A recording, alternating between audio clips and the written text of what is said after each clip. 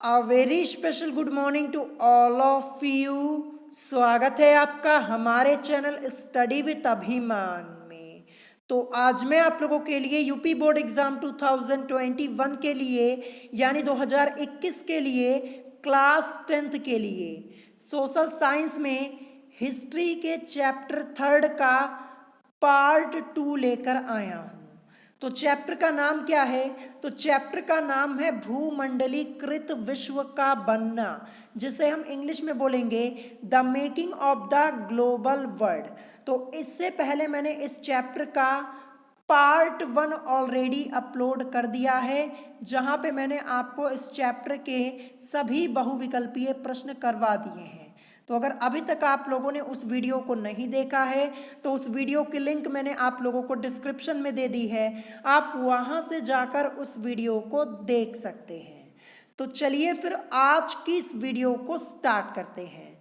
तो आज की इस वीडियो में मैं आपको इस चैप्टर के अति लघु उत्तरीय प्रश्न करवाने वाला हूं। इससे पहले पार्ट 1 में मैंने आपको इस चैप्टर के सभी बहुविकल्पीय प्रश्न करवा दिए हैं। और इससे पहले मैंने आप लोगों को सोशल साइंस में हिस्ट्री का चैप्टर 1 कंप्लीट करवा दिया है और चैप्टर 2 भी कंप्लीट करवा दिया है। तो अभी तक आप लोगों ने इन चैप्टर्स को नहीं पढ़ा है तो आप चैनल पे जाकर प्लेलिस्ट चेक कर लीजिएगा सोशल साइंस की, वहाँ पे आपको सभी चैप्टर्स की वीडियो लाइन से मिल जाएंगी। और हमारे चैनल पर क्लास 10th के सभी सब्जेक्ट्स की प्रिपरेशन बिल्कुल फ्री में करवाई जाती है। आपको कुछ नहीं करना, बस चैनल को सब्सक्राइब कर लेना है और अपनी स्टडी स्टार्ट कर लेनी है। और आप लोगों की क्लासेस का टाइम टेबल भी आप लोगों को बता दिया गया है। जिन स्टूडेंट्स ने अभी तक क्लासेस का नया टाइम टेबल नहीं देखा है वो चैनल पर जाकर टाइम टेबल वाली वीडियो एक बार देख लेंगे। इससे ये फ़ायदा होगा कि आप लोगों को अपनी क्लासेस की टाइमिंग पता चल जाएगी। तो चलिए फिर आज की इस वीडियो को स्टार्ट करते हैं। आज की इस वीडियो में मैं आपको इस चैप्टर के अति लघु उत्तरीय प्रश्न करवाने वाला हूं। तो चलिए देखते हैं यहाँ पे सबसे पहला प्रश्न क्या दिया है।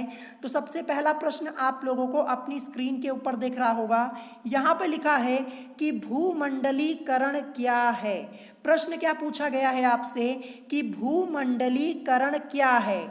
और ये मोस्ट इंपॉर्टेंट क्वेश्चन है, ध्यान रखिएगा, इस बार आपके बोर्ड एग्जाम में पूछा जा सकता है। तो चलिए इसका हम उत्तर देखते हैं। इसका उत्तर क्या हो जाएगा? तो यहाँ पे लिखा है कि विविध देशों के आर पार के लोगों, सामान तथा सेवा गतिविधियों को भूमंडलीकरण कहते हैं। तो यही इस प्रश्न का उत्तर हो जाएगा। यहाँ पे लिखा है कि विविध देशों के आर पार के लोगों, सामान तथा सेवा गतिविधियों को भूमंडलीकरण कहते हैं। तो ये यहाँ पे प्रश्न संख्या 1 का उत्तर हो जाएगा और क्वेश्चन इंपॉर्टेंट है, इसको अच्छे से प्रिपेयर कर लीजिएगा, ठीक है। अब चलिए इसके बाद देखते हैं यहाँ पे अगला प्रश्न क्या दिया है। तो प्रश्न संख्या 2 आप लोगों को अपनी स्क्रीन के ऊपर दिख रहा होगा। यहाँ पे लिखा है कि रेशम मार्ग क्या थे। क्या पूछा गया है कि रेशम मार्ग क्या थे।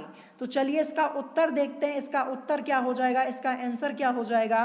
तो यहाँ पे लिखा है कि रेशम मार्ग व्यापारिक और सांस्कृतिक संपर्क का एक ऐसा मार्ग था जो एशिया के बड़े भागों को परस्पर जोड़ने के साथ यूरोप तथा उत्तरी अफ्रीका से जोड़ता था। उत्तर क्या हो जाएगा, इसका आंसर हो जाएगा कि रेशम मार्ग व्यापारिक और सांस्कृतिक संपर्क का एक ऐसा मार्ग था जो एशिया के बड़े भागों को परस्पर जोड़ने के साथ यूरोप तथा उत्तरी अफ्रीका से जोड़ता था। तो यही इस क्वेश्चन का आंसर हो जाएगा, ठीक है। अब चलिए इसके बाद देखते हैं अगला प्रश्न क्या दिया है। प्रश्न संख्या 3 प्रश्न संख्या 3 क्वेश्चन नंबर 3 ये आप लोगों का मोस्ट इंपॉर्टेंट है, आपके बोर्ड एग्जाम में पूछा जा सकता है। इस बार क्वेश्चन यहाँ पे पूछा गया है कि आयरलैंड में आलू का अकाल कब पड़ा था। क्वेश्चन यहाँ पे है कि आयरलैंड में आलू का अकाल कब पड़ा था। तो चलिए इसका उत्तर देख लेते हैं। इसका आंसर यहाँ पे हो जाएगा कि आयरलैंड में आलू का अकाल 1845 से 1849 ईस्वी के बीच पड़ा था। तो यही इस प्रश्न का उत्तर हो जाएगा और मोस्ट इंपॉर्टेंट है, ध्यान रखिएगा, इस प्रश्न को अच्छे से तैयार कर लीजिएगा। तो आयरलैंड में आलू का अकाल 1845 से 1849 ईस्वी के बीच पड़ा था। अब चलिए अगला प्रश्न देखते हैं, प्रश्न संख्या 4। तो यहाँ पे प्रश्न लिखा हुआ है कि अमेरिका को उपनिवेश बनाने वाले 2 प्रथम यूरोपीय देश कौन से थे। क्या पूछा गया है कि अमेरिका को उपनिवेश बनाने वाले 2 प्रथम यूरोपीय देश कौन से थे। तो इसका उत्तर क्या हो जाएगा कि अमेरिका पर सबसे पहले स्पेन एवं पुर्तगाल ने आक्रमण कर उसे अपना उपनिवेश बनाया था। तो देखिए प्रथम 2 यूरोपीय देश पूछा गया है, तो क्या हो जाएगा स्पेन और पुर्तगाल, यानी अमेरिका पर सबसे पहले स्पेन एवं पुर्तगाल ने आक्रमण कर उसे अपना उपनिवेश बनाया था। तो यही इस प्रश्न का उत्तर हो जाएगा और इम्पॉर्टेंट है। चलिए इसके बाद देखते हैं नेक्स्ट क्वेश्चन, क्वेश्चन नंबर 5। देखिए क्वेश्चन नंबर 5 ये आपके बोर्ड एग्जाम के पॉइंट ऑफ व्यू से मोस्ट इंपॉर्टेंट क्वेश्चन है, ध्यान रखिएगा। जितने क्वेश्चन मैं कहता हूँ मोस्ट इंपॉर्टेंट है उनको अच्छे से प्रिपेयर जरूर कर लीजिएगा, क्योंकि ये आपके बोर्ड एग्जाम में पूछे जा सकते हैं। तो चलिए देखते हैं यहाँ पे क्या लिखा है। यहाँ पे लिखा है कि कॉर्न लॉ से क्या आशय है। क्वेश्चन यहाँ पे पूछा गया है कि कॉर्न लॉ से क्या आशय है। तो देखिए यहाँ पे कॉर्न लिखा हुआ है, कॉर्न मतलब क्या होता है, मक्का होता है, ध्यान रखिएगा।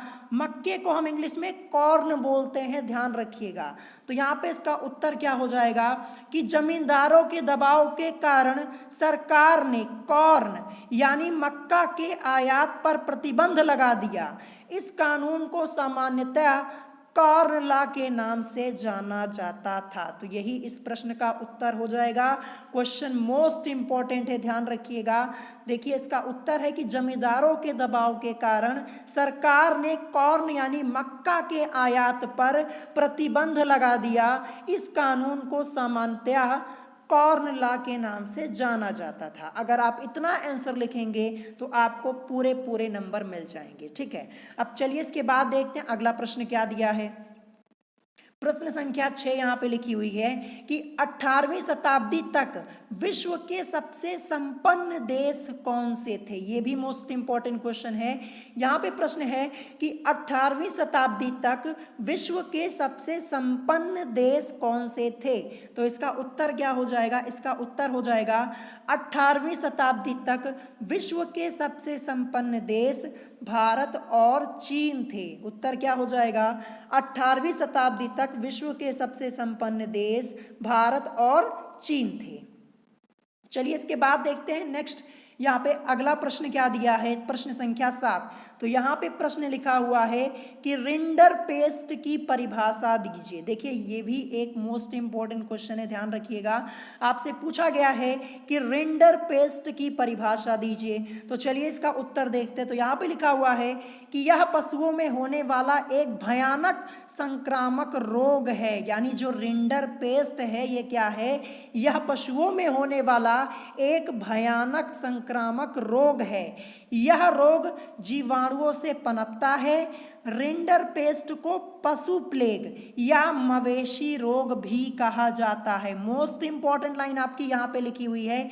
यहाँ पे लिखा हुआ है कि रिंडरपेस्ट को पशु प्लेग या मवेशी रोग भी कहा जाता है। तो आपसे पूछा जा सकता है कि रिंडरपेस्ट को अन्य किन नामों से जाना जाता है। तो पशु प्लेग और मवेशी रोग इन नामों से भी जाना जाता है, ध्यान रखिएगा। तो प्रश्न संख्या 7 ये भी आपका मोस्ट इंपॉर्टेंट है, ध्यान रखिएगा, अच्छे से प्रिपेयर कर लीजिएगा। देखिए मैं आपको यहाँ पे सभी क्वेश्चंस करवा देता हूँ। अगर आप जितने क्वेश्चन मैं आपको करवा रहा हूँ ना, इतने एक बार अच्छे से पढ़ लेंगे ना, तो इससे बाहर आपका एक भी क्वेश्चन नहीं आएगा। सभी क्वेश्चंस आपको मिल जाएंगे आपके बोर्ड एग्जाम में। इन्हीं क्वेश्चंस में से आपके क्वेश्चंस पूछे जाएंगे जो मैं आपको यहाँ पे करवा रहा हूँ, ध्यान रखिएगा। चलिए इसके बाद देखते हैं अगला प्रश्न, प्रश्न संख्या 8। प्रश्न संख्या 8 यहाँ पे है कि 1880 के दशक के आखिरी वर्षों में अफ्रीका में रिंडरपेस्ट बीमारी कैसे पहुंची? अभी ऊपर ही मैंने आपको रिंडरपेस्ट के बारे में बताया। तो यहाँ पे प्रश्न पूछा गया है कि 1880 के दशक के आखिरी वर्षों में अफ्रीका में रिंडरपेस्ट बीमारी कैसे पहुंची। तो चलिए देखते हैं यहाँ पे क्या लिखा हुआ है इसका उत्तर। तो इसका उत्तर लिखा है कि यह बीमारी पूर्वी अफ्रीका में एरिस्ट्रिया पर हमला कर रहे इतालवी सैनिकों का पेट भरने के लिए ब्रिटिश आधिपत्य वाले एशियाई देशों से संक्रमित जानवरों द्वारा पहुंची। तो यही इस प्रश्न का उत्तर हो जाएगा। यह बीमारी पूर्वी अफ्रीका में एरिस्ट्रिया पर हमला कर रहे इतालवी सैनिकों का पेट भरने के लिए ब्रिटिश आधिपत्य वाले एशियाई देशों से संक्रमित जानवरों द्वारा पहुंची। देखिए आधिपत्य मीन्स क्या होता है? अधिकार, ध्यान रखिएगा। तो ये इस प्रश्न का उत्तर हो जाएगा। चलिए इसके बाद देखते हैं प्रश्न संख्या 9। तो अगला प्रश्न यहाँ पे प्रश्न संख्या 9 है कि गिरमिटिया कौन थे। देखिए ये भी मोस्ट इंपॉर्टेंट क्वेश्चन है, ध्यान रखिएगा। यहाँ पे आपसे पूछा गया है कि गिरमिटिया कौन थे। तो इसका उत्तर क्या हो जाएगा? इसका उत्तर हो जाएगा कि भारत से एक विशेष अनुबंध के अंतर्गत विदेशों को भारी संख्या में श्रमिक भेजे जाते थे। इन्हें ही गिरमिटिया कहा जाता था। ये श्रमिक बागानों, खदानों, सड़कों तथा रेलवे निर्माण परियोजनाओं के लिए भेजे जाते थे। तो यही इस प्रश्न का उत्तर हो जाएगा। तो यहाँ पे एक बार फिर से मैं आपको आंसर बता देता हूँ कि भारत से एक विशेष अनुबंध के अंतर्गत विदेशों को भारी संख्या में श्रमिक भेजे जाते थे। इन्हें ही गिरमिटिया कहा जाता था। ये श्रमिक बागानों, खदानों, सड़कों तथा रेलवे निर्माण परियोजनाओं के लिए भेजे जाते थे। तो यही इस प्रश्न का उत्तर हो जाएगा और मोस्ट इंपॉर्टेंट है, ध्यान रखिएगा। ठीक है, मैंने आपको पहले ही बताया कि जितने प्रश्न मैं आप लोगों को करवा रहा हूं, अगर आप इतने प्रश्न अच्छे से पढ़ लेंगे तो आपके बोर्ड एग्जाम में आपको सभी प्रश्न मिल जाएंगे, ध्यान रखिएगा। अब चलिए इसके बाद देखते हैं अगला प्रश्न क्या दिया है, प्रश्न संख्या 10। तो यहाँ पे लिखा हुआ है कि भारत से विदेशों में गए कुछ अनुबंधित मजदूरों के वंशज आधुनिक युग में बहुत प्रसिद्ध हैं। इनके नाम बताइए। प्रश्न है कि भारत से विदेशों में गए कुछ अनुबंधित मजदूरों के वंशज आधुनिक युग में बहुत प्रसिद्ध हैं, इनके नाम बताइए। तो उत्तर क्या हो जाएगा कि भारत से विदेशों में गए अनुबंधित मजदूरों के वंशजों में प्रमुख हैं। तो सबसे पहले यहाँ पे क्या लिखा है कि नोबेल पुरस्कार से सम्मानित साहित्यकार वी.एस. नायपॉल, जैसा कि आप लोग देख पा रहे होंगे नोबेल पुरस्कार इनको मिला हुआ है, जो कि बहुत ही बड़ा पुरस्कार होता है नोबेल पुरस्कार। तो यहाँ पे लिखा है कि नोबेल पुरस्कार से सम्मानित साहित्यकार वी.एस. नायपॉल। फिर इसके बाद यहाँ पे नेक्स्ट पॉइंट, सेकेंड पॉइंट लिखा है कि वेस्ट इंडीज के क्रिकेट खिलाड़ी शिव नारायण चंद्र पॉल और राम नरेश सरवन। देखिए ये भी है यहाँ पे। दूसरा, वेस्ट इंडीज के क्रिकेट खिलाड़ी शिव नारायण चंद्र पॉल और राम नरेश सरवन। तो ये इस प्रश्न का उत्तर हो जाएगा और ये भी इंपॉर्टेंट है, ध्यान रखिएगा। देखिए इन क्रिकेट खिलाड़ियों के नाम आप लोगों ने जरूर सुने होंगे। तो यही इस प्रश्न का उत्तर यहाँ पे हो जाएगा। चलिए अगला प्रश्न देखते हैं, प्रश्न संख्या 11। तो प्रश्न संख्या 11 है कि चटनी म्यूजिक कब और कहाँ लोकप्रिय था। क्वेश्चन पूछा गया है कि चटनी म्यूजिक कब और कहाँ लोकप्रिय था।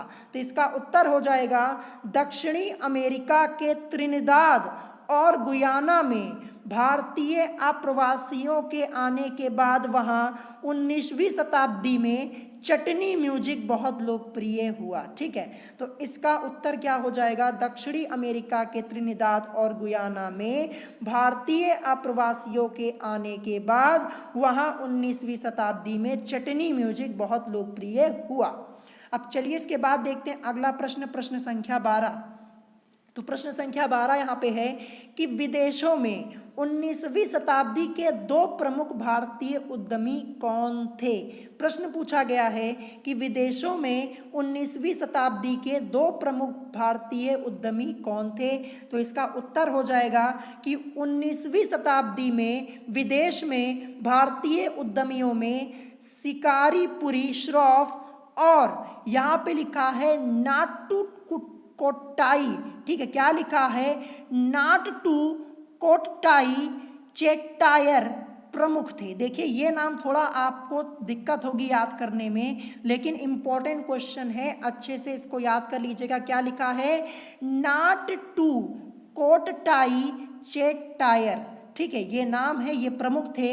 ये लोग बहुत से बैंकरों और व्यापारियों को निर्यातोन्मुखी कृषि के लिए कर्ज देते थे। क्या करते थे? कर्ज देते थे। ठीक है, तो इस प्रश्न का उत्तर हो जाएगा कि 19वीं शताब्दी में विदेश में भारतीय उद्यमियों में शिकारीपुरी श्रॉफ, ठीक है, शिकारीपुरी श्रॉफ, फिर उसके बाद और नाट टू कोटटाई चेट्टायर प्रमुख थे। ये लोग बहुत से बैंकरों और व्यापारियों को निर्यातोन्मुखी कृषि के लिए कर्ज देते थे। तो यही इसका उत्तर हो जाएगा। तो देखिए इस प्रश्न को अच्छे से तैयार कर लीजिएगा, इंपॉर्टेंट है। चलिए इसके बाद देखते हैं नेक्स्ट क्या दिया है कि अमेरिका की खोज किसने की थी। मोस्ट इंपॉर्टेंट क्वेश्चन आपका है, ठीक है, ध्यान रखिएगा। पूछा गया है कि अमेरिका की खोज किसने की थी, तो इसका उत्तर क्या हो जाएगा? इसका उत्तर हो जाएगा क्रिस्टोफर कोलंबस ने अमेरिका की खोज की। देखिए कोलंबस ये तो आपने सुना होगा, लेकिन यहाँ पे इनका पूरा नाम लिखा हुआ है क्रिस्टोफर कोलंबस ने अमेरिका की खोज की। तो यही इस प्रश्न का उत्तर हो जाएगा, इसको अच्छे से तैयार कर लीजिएगा। अब चलिए अगला प्रश्न देखते हैं। क्वेश्चन नंबर 14 यहाँ पे क्या है कि सांस्कृतिक विलय का क्या अर्थ है? 2 उदाहरण दीजिए। प्रश्न क्या है कि सांस्कृतिक विलय का क्या अर्थ है? 2 उदाहरण दीजिए। तो इसका उत्तर क्या हो जाएगा? इसका उत्तर हो जाएगा कि यह एक ऐसी प्रक्रिया है जिसमें 2 या 2 से अधिक संस्कृतियों के परस्पर विलय से एक नई संस्कृति का जन्म हुआ है। देखिए विलय मतलब क्या होता है? विलय मतलब मिल जाना होता है। क्या होता है? मिल जाना। तो देखिए यह एक ऐसी प्रक्रिया है, यानी सांस्कृतिक विलय जो आपसे यहाँ पे पूछा गया, यह एक ऐसी प्रक्रिया है जिसमें 2 या 2 से अधिक संस्कृतियों के परस्पर विलय से एक नई संस्कृति का जन्म हुआ। इसके 2 प्रमुख उदाहरण होसे तथा चटनी म्यूजिक है। क्या है? इसके 2 प्रमुख उदाहरण होसे तथा चटनी म्यूजिक है। तो ये यहाँ पे उदाहरण भी हो गया। चलिए अब देखते हैं आज का लास्ट क्वेश्चन, प्रश्न संख्या 15, क्वेश्चन नंबर 15। देखिए अभी जो अति लघु उत्तरीय प्रश्न है ये कंप्लीट नहीं हुआ है। अभी प्रश्न संख्या 15 के बाद भी कुछ प्रश्न बचे हुए हैं जो कि कल मैं आप लोगों को करवाऊंगा। ठीक है, तो देखिए यहाँ पे पूछा गया है कि वर्ष 1929 की महामंदी का सबसे बुरा प्रभाव कहाँ पड़ा। मोस्ट इंपॉर्टेंट क्वेश्चन है, बोर्ड एग्जाम में आपके पूछा जा सकता है कि वर्ष 1929 की महामंदी का सबसे बुरा प्रभाव कहाँ पड़ा। तो इसका उत्तर क्या हो जाएगा? इसका उत्तर हो जाएगा वर्ष 1929 की महामंदी का सबसे बुरा प्रभाव कृषि क्षेत्रों एवं समुदायों पर पड़ा। ऐसा इसलिए हुआ क्योंकि औद्योगिक उत्पादों की तुलना में खेतीहर उत्पादों की कीमतें अधिक समय तक क्या रही? कम रही। तो यही इस प्रश्न का उत्तर हो जाएगा। ठीक है, तो आज की इस वीडियो में मैंने आपको इस चैप्टर के टोटल 15 यानी 15 अति लघु उत्तरीय प्रश्न करवा दिए हैं। 15 अति लघु उत्तरीय प्रश्न करवा दिए हैं, लेकिन अभी भी आपका ये जो अति लघु उत्तरीय प्रश्न है ये कंप्लीट नहीं हुआ है। कल की वीडियो में मैं आपको इस चैप्टर के जो बचे हुए क्वेश्चन है अति लघु उत्तरीय प्रश्न के, वो मैं कंप्लीट करवा दूंगा। फिर अति लघु उत्तरीय प्रश्न हो जाएगा पूरा। फिर हमें यहाँ पे इस चैप्टर के लघु उत्तरीय प्रश्न, फिर इसके बाद दीर्घ उत्तरीय प्रश्न करने हैं। फिर इसके बाद ये चैप्टर आपका कंप्लीट हो जाएगा। और इस चैप्टर के कंप्लीट होने के साथ साथ आपका यहाँ पे सोशल साइंस में हिस्ट्री का सिलेबस भी क्या हो जाएगा? कंप्लीट हो जाएगा, क्योंकि इस बार आपको यहाँ पे हिस्ट्री में केवल 3 चैप्टर ही पढ़ने हैं। 30% की कमी हुई है आपके सिलेबस में। 2 तो मैंने पढ़ा दिया है, तीसरा चल रहा है, ये भी जल्दी फिनिश हो जाएगा। फिर हिस्ट्री का सिलेबस भी आपका यहाँ पे पूरा हो जाएगा। ठीक है, अब देखिए दोपहर में 2 बजे आज आप लोगों की इंग्लिश ग्रामर की क्लास होगी। फिर शाम को 5 बजे आप लोगों की आज मैथ की क्लास होगी, ठीक है, मैथमेटिक्स की क्लास होगी शाम को 5 बजे। नया टाइम टेबल आपको बता दिया गया है, जिन स्टूडेंट्स ने नहीं देखा है चैनल पे जाके देख लीजिएगा। तो अगर आज की इस वीडियो में आप लोगों को कोई बात नहीं समझ में आई हो तो आप मुझसे कमेंट करके पूछ सकते हैं, और अगर आज की वीडियो आप लोगों को पसंद आई हो तो वीडियो को लाइक करना मत भूलिएगा, और साथ ही साथ हमारे चैनल स्टडी विद अभिमान को सब्सक्राइब करना मत भूलिएगा। तो आज की वीडियो में इतना ही, मिलेंगे नेक्स्ट वीडियो में। Thanks for watching.